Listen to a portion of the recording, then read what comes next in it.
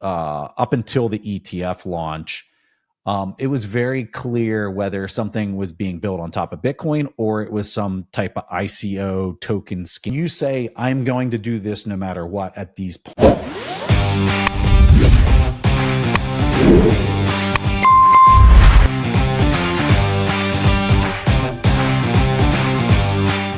I would love to get your reaction. Why is everyone all of a sudden so down on Bitcoin and becoming bears? I think at large, I think you have, now that the institutions are here, they're doing very institutional like things, which is turning Bitcoin into a paper derivative on top of Bitcoin. And for all intents and purposes, like I would say up until the ETF launch, it was very clear whether something was being built on top of Bitcoin or it was some type of ICO token scam kind of thing off to the side. And so there was like this bifurcation. Either you're in this camp or you're in the camp that's creating these clown coins and trying to convince people that it's somehow going to be valuable someday. And now that you have the institutions showing up and they are creating derivatives of Bitcoin, there's a lot of people that are concerned as to, first of all, what's the impact of that long term? Second of all, am I being scammed like all the other scams that preceded this this wave that we're currently in? And I think that at large, like part of the Bitcoin culture is to be pretty much skeptical of everything and to question everything, because pretty much everything we've been told, up till now has been kind of a lie in the way that the economy works and how things work. So I think you have a bit of a culture clash that's kind of coming to head there, that's causing a lot of the sentiment and a lot of the frustration that you're seeing. And if I have to speak candidly, I think it's healthy. I don't necessarily see it as a bad thing. I think that a lot of it is healthy. But I would also caveat that with, if we warp ourselves 10 years into the future, how do people see Bitcoin being used?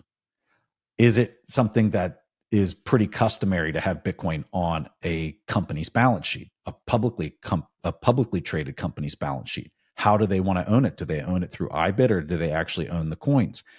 And for people who have kind of made Bitcoin what it is, that getting it to here, getting it to over $1 trillion involved individuals for the most part, self-custodying Bitcoin, holding on to the keys for dear life through 70 and 80% downturns and still not selling them because, the term we like to throw around is we're Bitcoin psychopaths. Mm-hmm.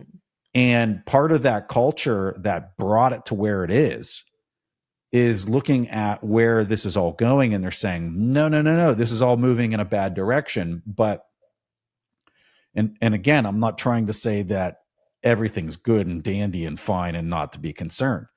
But I think a lot of the ethos that got us to where we're at are being challenged. And I think they're going to continue to be challenged. And I think that it's going to move in a direction where a lot of people kind of use Bitcoin the way they want to use Bitcoin, especially institutions are going to use it very differently than individuals use it.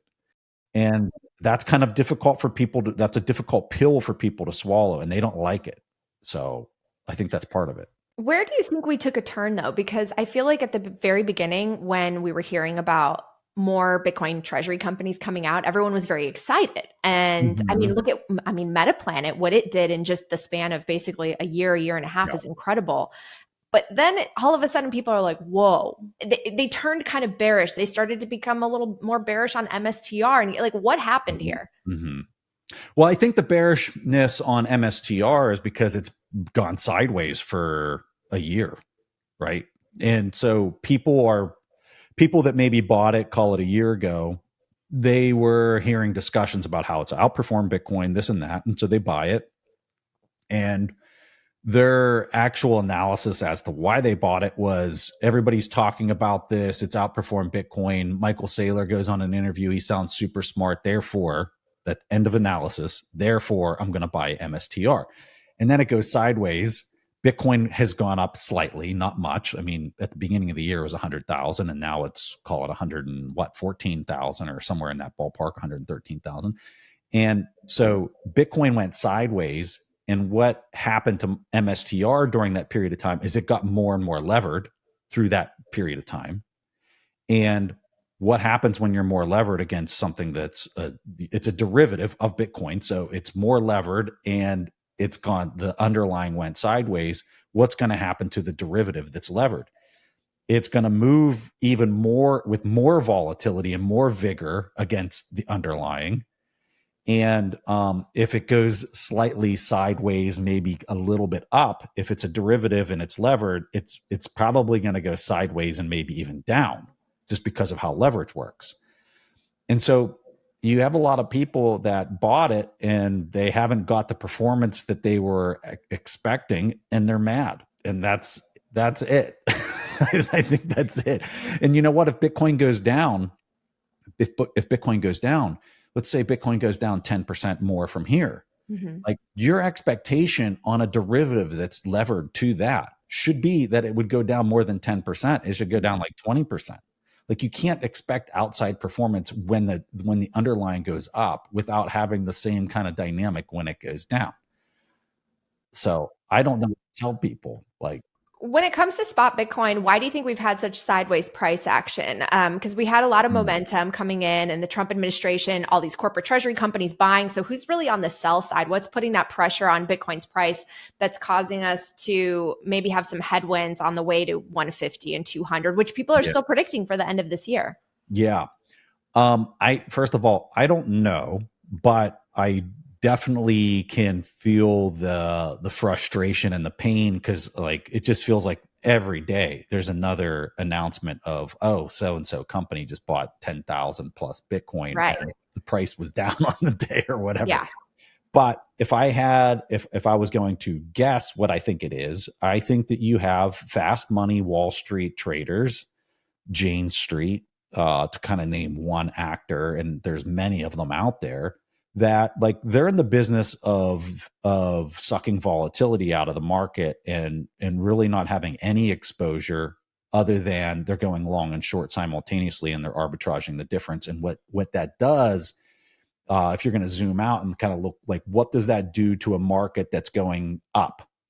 It's going to make that volatility continue to collapse as it's going up. So you're going to see the waves very large at the beginning when they're entering the market and conducting this fast money trade.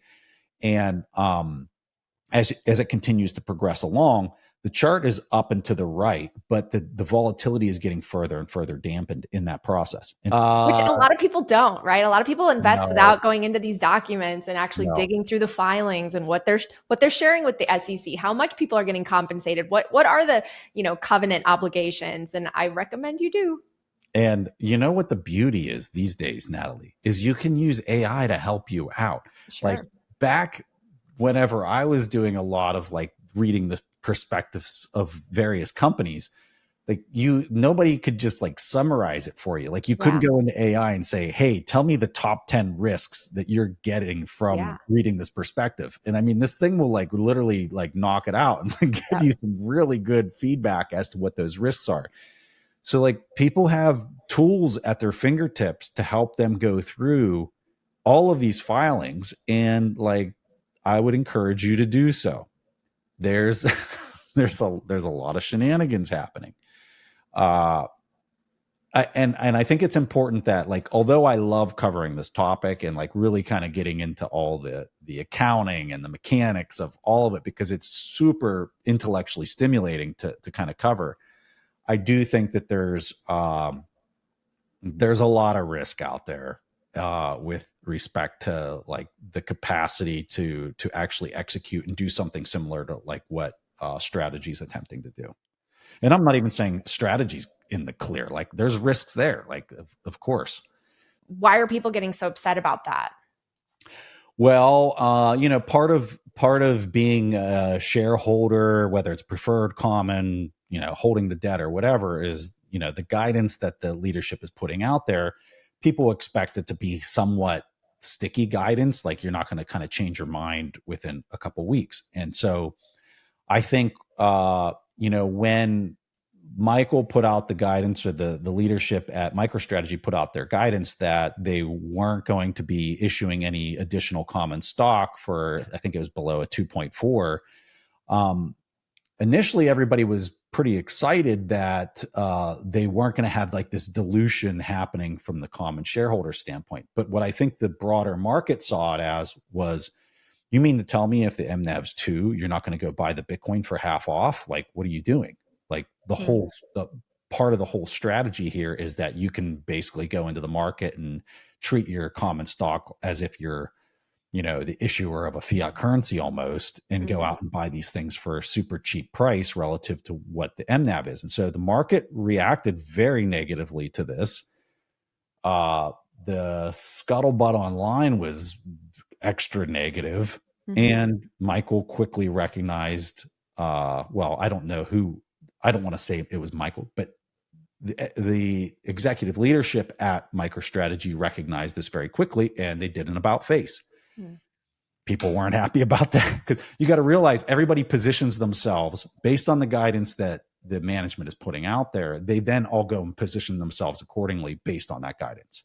And so if you go out and you change the guidance again, now all of a sudden, if you were positioned long or short or whatever, you get caught in a situation where the management is appearing to flip flop. And like, if you're positioned a certain way and it flip flops against you, like that can be a very bad day. So that's why people were upset. But I feel like you made a good reply to one of the tweets, which is, if something like this happens, what do you want to see in leadership? Someone that reacts and does the right thing and, adapts, right? I mean, sometimes things change, or they reevaluate things. So, I guess if you want to just kind of be on the bullish side of all of this, it doesn't seem to me like MSTR is dying anytime soon. I think everyone's going to be fine. If anything, this might be a good buying opportunity.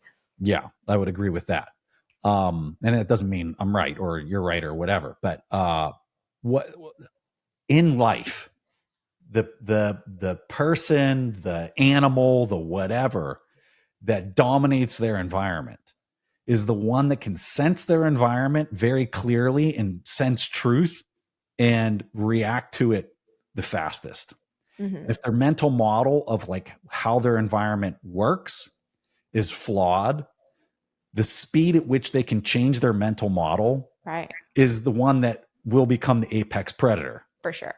Okay. Like, period. So I'm just looking at it more from like, I could care. People are like, oh my God, you're this chill or whatever. No, I'm just using first principles to assess what I think is the best way to navigate or to affect your environment, which is you need to be able to change your mind. You can't have sunk cost bias, or there's all sorts of biases that pop out of like just this idea alone, which is, here's one, consistency bias. Okay. People refuse to change their mind because they feel that when everybody socially around them sees them change their mind, that it's viewed as a weakness. And so just because of the social dynamic, they're hesitant to change their mind because they're afraid they're going to be viewed negatively.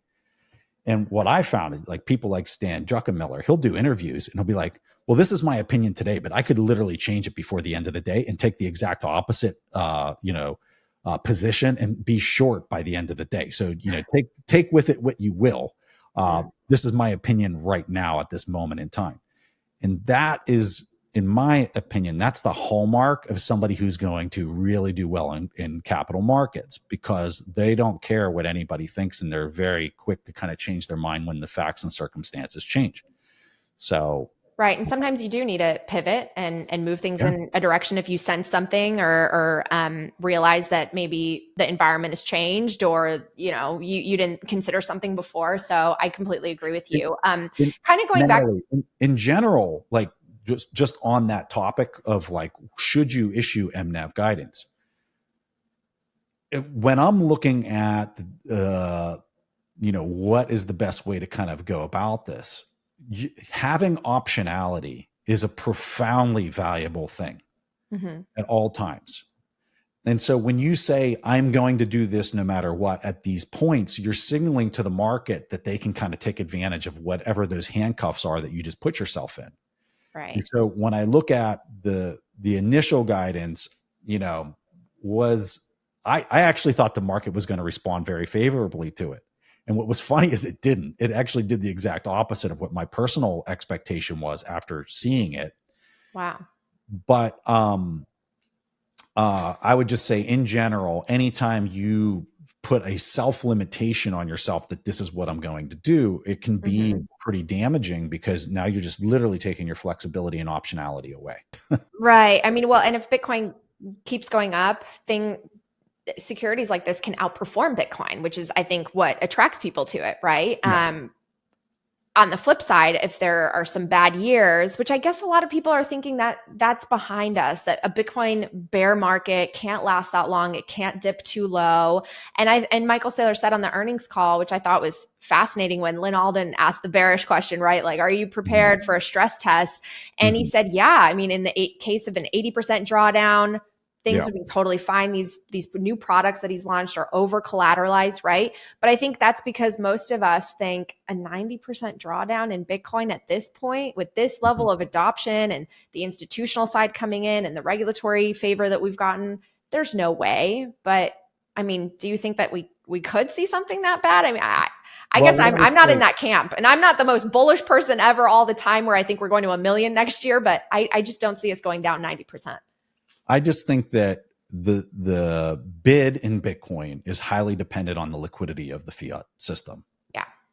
Right. Like, that is, if they are just adding tons and tons of fiat monetary units into the system, Bitcoin's going to bid, in my opinion. And this isn't something that, like, anybody knows for sure as to how aggressive are they going to add more fiat units into the system. Or are you going to get an administration in there, or are you going to have this global cooperation that they really try to, tighten? I would argue that the start of this administration, this current administration, that was what they were trying to do. They were trying to actually, I think, trying to get their spending under control. I mean, I was sitting there kind of smirking, like, there's no way they could actually do this. Like, get the spending under control. They're going to do these tariffs. That's going to create this revenue. They're not going to have to debase the currency, because it's a global problem. It's not just a US based problem. So even if the US did these things and were able to, like, get it all under control, like, you're still competing on the global stage of fiat debasement in order to stay viable and not have all your resources and equity, like, basically usurped from the ones that are printing faster. So that's why I'm super skeptical as to, like, the government's ability to ever rein this in. But to the point that I'm trying to make, which is, like, we just don't understand the velocity of the printing and the pace at which they're going to debase. And so that has an impact on the flow of funds that come into Bitcoin.